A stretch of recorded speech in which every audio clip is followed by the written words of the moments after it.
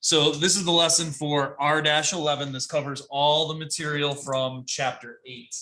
There is a lot of stuff that you need to know, especially on the calculators, about how to type stuff in and what buttons to hit on the calculators. So first of all, take a look at the calculator. On the calculator, almost every single question today involves pi, all right? This is the pi symbol. The pi button on the calculator is the fourth one down on the left-hand side, all right? The fourth one down on the left-hand side, that's your pi button on your calculator.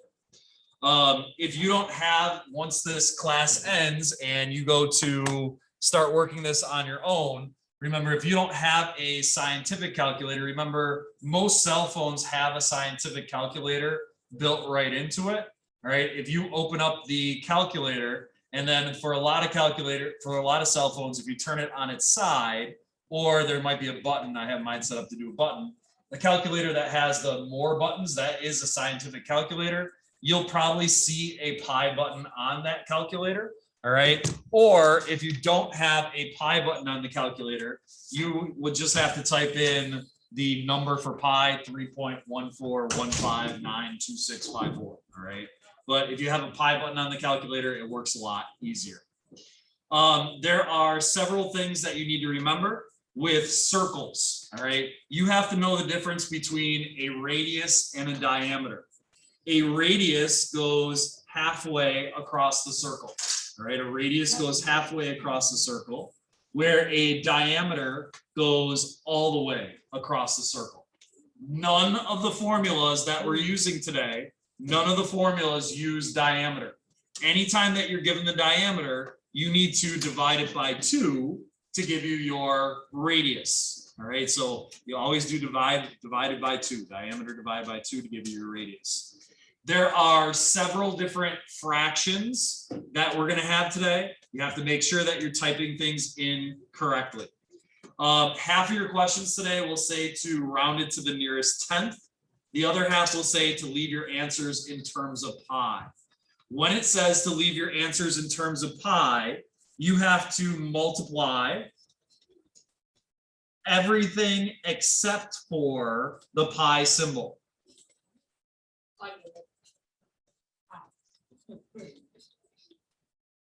And when you go to leave your answer in terms of pi, you're going to get answers like 20 pi. Now in ClassKick, there is no pi symbol in ClassKick. What you're going to have to do in ClassKick is you will have to write 20 and write the word pi right after it. Yes, I spelled pi correctly. There is no E in pi. This is not like an apple pie. All right, this is the math symbol pi. So you're going to have to type in like 20 pi. Don't type a space in between the 0 and the p. So these are just some things before we get started. So the first shape that we're talking about is a cylinder. A cylinder is a can, all right? Like a can of corn, a can of soup, something like that. The formula is volume equals pi r squared h. So pi times r squared times h. Now this r squared, the radius squared, there is a squared button on the calculator. The squared button on these calculators are right next to the 7. The squared button on the calculator is right next to the 7. So if you wanted a number like 5 squared, you could hit 5 and then the x squared button, or you could also use the caret button. The caret button on the calculator is this little triangle thing right above it.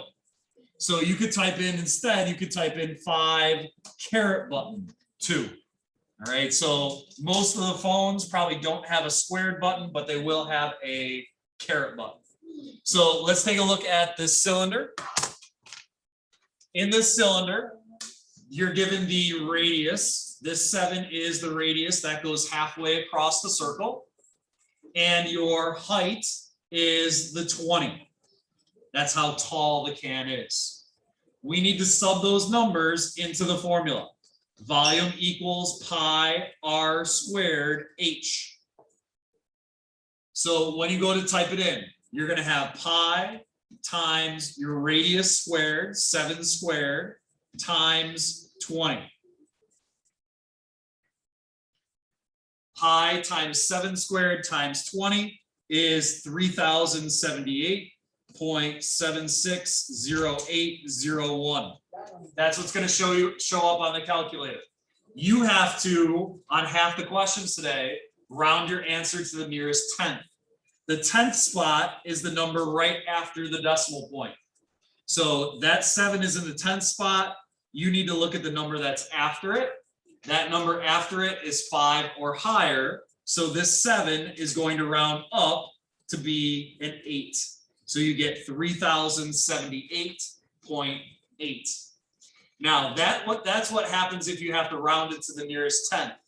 If you have to leave it in terms of pi, you have to type in everything except for the pi symbol. So if we were leaving it in terms of pi, all that you'd be typing in is 7 squared times 20. 7 squared times 20 is 980. And then all we do with this pi symbol is just stick it at the end. So in terms of pi, this answer would be 980 pi.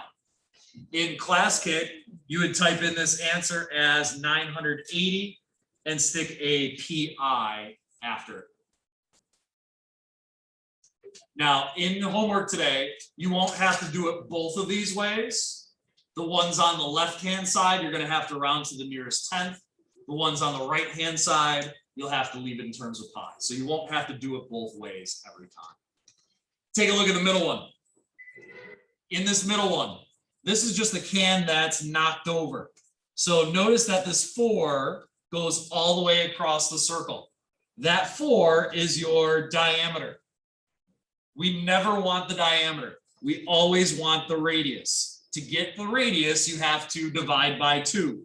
So 4 divided by 2 is 2. We want to use the radius in the formula, not the diameter. The 12 is your height.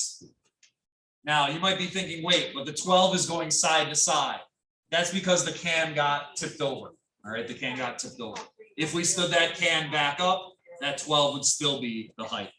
So we have pi times your radius squared, 2 squared, times your height.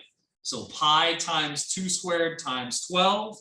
You get a big long decimal answer. You'll be dealing with these big long decimals in every single question today. So we get that 150 point blah, blah, blah, blah, blah, blah, blah. The 7 is in the 10th spot. We need to look at the number that's after it. That number after it is 5 or higher. So this 7 rounds up to an 8. So this is 150.8. If we are going to leave it in terms of pi, you have to type in everything except for the pi symbol. So in terms of pi, we would have 2 squared times 12. 2 squared times 12 is 48. And then stick the pi symbol after it. Again, in ClassKit today, you would do 48 and then letters pi after it. We're not going to do the next one just to save a little bit of time, but just be careful. Again, sometimes they give you the diameter instead of the radius. If the diameter is 8, the radius is half of that, which is 4. So these are for cylinders. The next shape are cones. All right, the next shape are cones. Be very careful. The cone formula has a 1/3 out in front. The easiest way to type in 1/3 into your calculator is to do 1 divided by 3. 1 divided by 3 is really 0.33333333333. You can't just type in 0.3. If you type in just 0.3 into the calculator, you will get every single question wrong. You have to do 0.33333, fill up that whole screen on the calculator with 3s. If you type in 9 3s, you'll be all set. So when we go to the cone, the 0.5 is your radius. That 0.5 goes halfway across your circle. The 2 goes from the tip of the cone down through the guts of the cone to the center of the circle. That is your height. So we have 1/3 times pi times 0.5 squared times 2. Again, for 1/3, the safest way to type it in is just 1 divided by 3. When we type that into the calculator, we get 0.523598776. We want to round it to the nearest tenth. The 5 is in the tenths place. We have to look at the number after it. That is 4 or lower, so round it to the nearest tenth. This one would give you 0.5. When we go to leave it in terms of pi, you have to type in everything except for the pi symbol. So we'd be typing in 1/3 times 0.5 squared times 2. And you would get 0.1666666 and put the pi symbol after it. Be careful in the middle one. In the middle one, they give you the diameter because that goes all the way across the circle. We never want the diameter, we always want the radius. If the diameter is 16, 16 divided by 2 is 8 for our radius. So when we go to type it into the calculator, we have 1/3 times pi times 8 squared times 24. You can type that in all at once. When you do that, you get 1,608.495439. We are rounding to the nearest tenth. The 4 is in the tenth spot. You got to look at the number after it. That's 5 or higher. So this is going to round up to be 1,608.5. If we are leaving it in terms of pi, you have to type in everything except for the pi symbol. So we'd only be typing in 1/3 times 8 squared times 24, and you get 512, and put the pi symbol after it. Be careful again, sometimes they give you the diameter. We never want the diameter, we want the radius, so the radius here would be 4.1. The next shape that we're dealing with is a sphere. A sphere looks like a ball, a bowling ball, a basketball, a tennis ball, a baseball, all right? With the sphere formula, you have another fraction. That fraction is 4/3. The easiest way to type in 4/3 is 4 divided by 3. 4 divided by 3 is 1.33333333, not 1.3. If you just type in 1.3, you'll get the wrong answer every single time. So 4/3 times pi times r cubed. Now on these calculators, there is no cubed button. There is no to the 3rd power. So what you have to do is type in caret button 3 when we do the r cubed. So for this first one, you're going to have 4/3 times pi times 22. 22 is your radius, because that goes from the center of the circle to the edge. And you're going to type in caret button 3. That's how you type it into the calculator. When you do that, you get 44,602.2381. Rounding to the nearest tenth. The 2 is in the tenths place. You need to look at the number after it. That's 4 or lower, so that stays the same. 44,602.2. If we go to leave it in terms of pi, you have to type in everything except for the pi symbol. So 4/3 times 22 to the 3rd power. When you do that, you get 14,197.3333 and stick your pi symbol at the end. Be careful in this middle one. You have a diameter of 8.4 because that goes all the way across the sphere. Divided by 2, we'd be using a radius of 4.2. In the hemisphere, A hemisphere is half of a sphere. Now, when we did solving equations review a couple weeks ago, there are a lot of people for some reason using 1.2 for 1/2. 1/2 is not 1.2. 1 divided by 2 is 0.5, not 1.2. So when we take a look at this, a hemisphere is half of a sphere. They literally take the ball and slice it in half. So we have 0.5 times 4/3 times 6.7 to the third power. So you would type in the calculator, everything in the blue. And I forgot the pi symbol. So 4/3 times pi times 6.7 cubed. And we get 6,299, or sorry, 629. 629.9165542. I know, I understand. We talked about this before. Rounding to the nearest tenth, the 9 is in the 10th spot. Look at the number after it. That is 4, 5, 4 or lower. So this is 629.9. If we are going to put your answer in terms of pi, you have to type in everything except for the pi symbol. And you would end up with 200.5086 repeating pi. So those are the 3 basic shapes that we're dealing with: cylinders, cones, and spheres. Now, if you flip the paper over, the next type of question is a composite figure. We have 2 shapes put together into one. We have a hemisphere on the top and we have a cylinder on the bottom. What you need to do is find both of them and add them together. So we would have 1/2 times 4/3 times pi. The radius of this goes from here to here, so the radius is 5.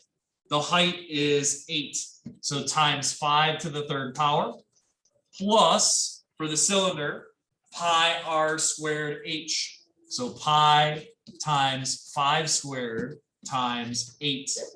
You can literally type this whole entire thing into the calculator all at once. 0.5 times 4 divided by 3 times pi times 5 caret button 3 plus pi times 5 squared times 8. You can type it all in all at once. When you type this in all at once, you get 890.117918. Rounding to the nearest tenth, it would be 890.1.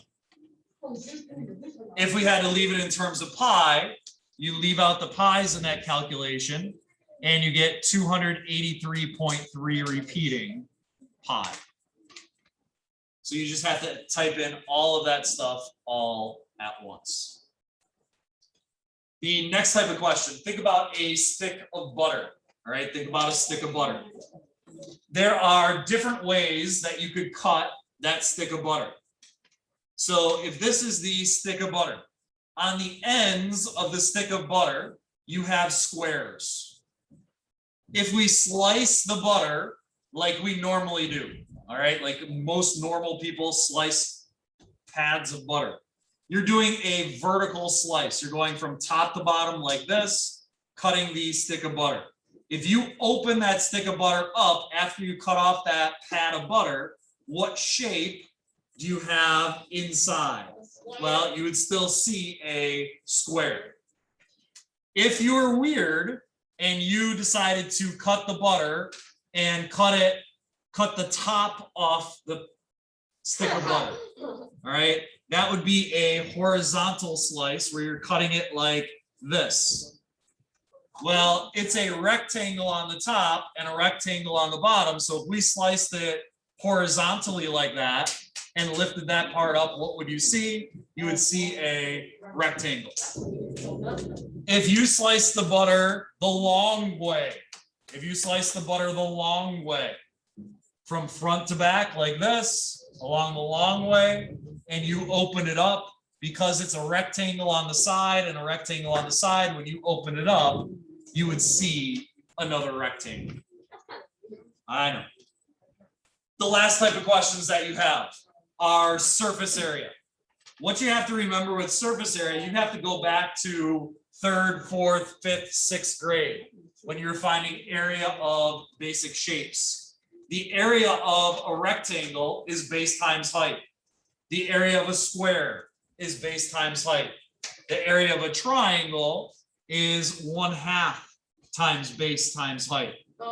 You have to remember those. So when you have a box, you have 6 sides to the box. You have the front and the back, you have the left and the right, and you have the top and bottom of the box. You have to find the area of all of the sides and add them together. So if we take a look at this box, the front and back of the box, we're looking at this rectangle.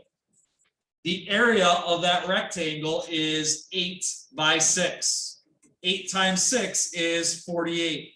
Now I'm going to write down 2 of those 48s because I have the front and I have the back. Looking at the top and the bottom, you have a 3 as this side, but then what is this side? Well, that side is the same thing as 6 down here. So this is 3 by 6 for the top and the bottom. 3 times 6 is 18. I wrote down 2 of them because you have the top and the bottom. When we look at the left and the right, we're taking a look at this purple side.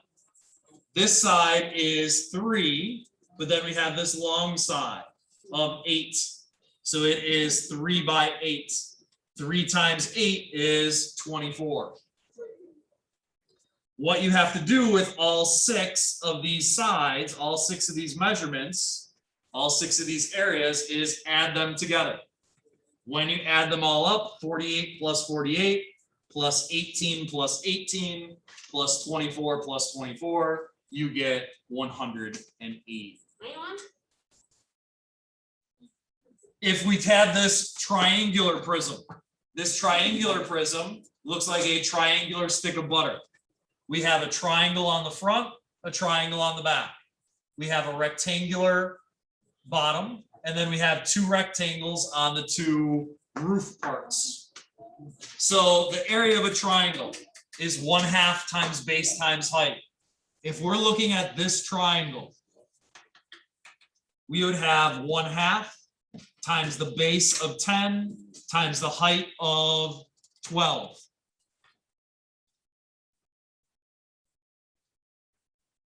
One half times 10 times 12 is 60. I'm going to write down 2 of those because I have the front and the back. Then we have our rectangle at the bottom.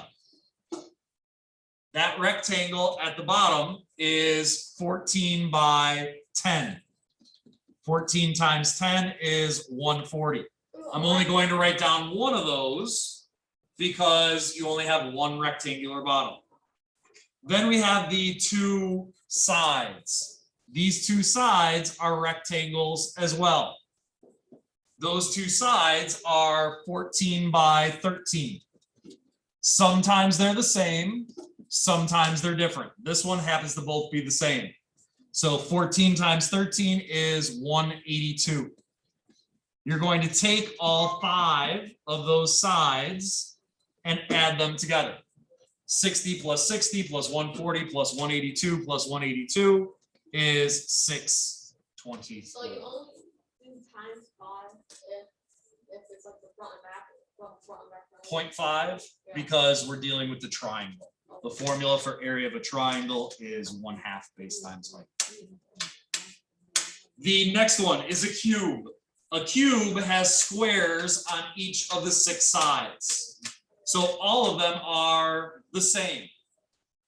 For the front and back, it's 7 by 7. For the top and bottom, it's 7 by 7. For the left and right, it's 7 by 7 because it's a perfect cube. It has all of the same sides. All of those sides are equal. So we have 49 and 49. We have 49 and 49. We have 49 and 49. We have to take all 6 of those 49s and add them together. Somebody asked in the last class, could I just multiply 49 times 6? Yes, yes, you could. When you do that, you get 294. That's 90. In the last one, we have a square pyramid. The bottom here is a square. So if this side is 4, this side is also 4. 4 times 4 is 16. Then you have 4 different triangles. Those 4 different triangles are right here. You have one on the left, one on the right, one behind, and one behind. So remember, the area of a triangle is 0.5 times base times height. So we have 0.5 times the base of 4 times the height of 11. That gives you 22. We have 4 of those. Those 4 we need to add together with the 16. When you do that, you get 104. So again, this was all of chapter 8. All right, I know it's a lot of information all at once, but that's what we have.